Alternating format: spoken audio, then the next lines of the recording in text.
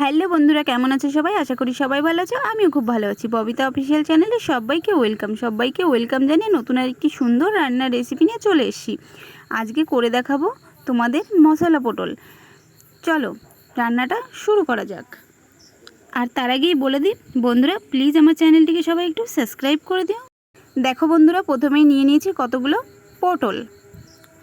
পটলগুলো দেখেছো কত বড় বড়। এখন পটলগুলোকে কেটে নেব। এখানে দেখো পটলগুলোকে ছুলে মাঝখানে ফাল করে কেটে নিয়েছি। পটল কাটা তো আমার রেডি। এখন পটলগুলো ধুয়ে নেব।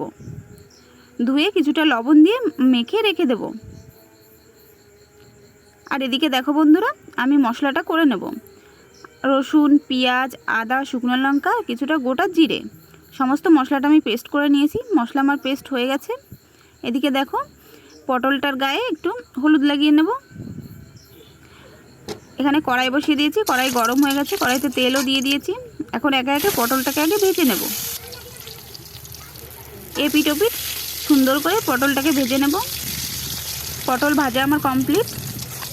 এখন দেখো বন্ধুরা, পটলটাকে নামিয়ে নেব। পটলটাকে নামিয়ে নিয়েছি। ওই তেলেই কিছুটা গোটা জিরে আর পেস্ট করে রাখা মশলাটাকে দিয়ে দেব। মশলাটাকে সুন্দর করে কষিয়ে নেব। দিয়ে দেব কিছুটা লবণ, কিছুটা হলুদ আর কিছুটা চিনি দানা।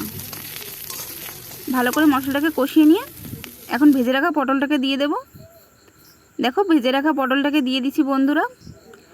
আমার মশলা পটলটা প্রায় রেডি হয়ে গেছে। এখন কিছুটা গরম মশলা দিয়ে নামিয়ে নেব। দেখো বন্ধুরা, মশলা পটল আমার একদম রেডি হয়ে গেছে, নামিয়ে নিয়েছি। খেতে সত্যি অসাধারণ টেস্টি হয়েছে। তোমরা একবার হলেও বাড়িতে ট্রাই করতে পারো।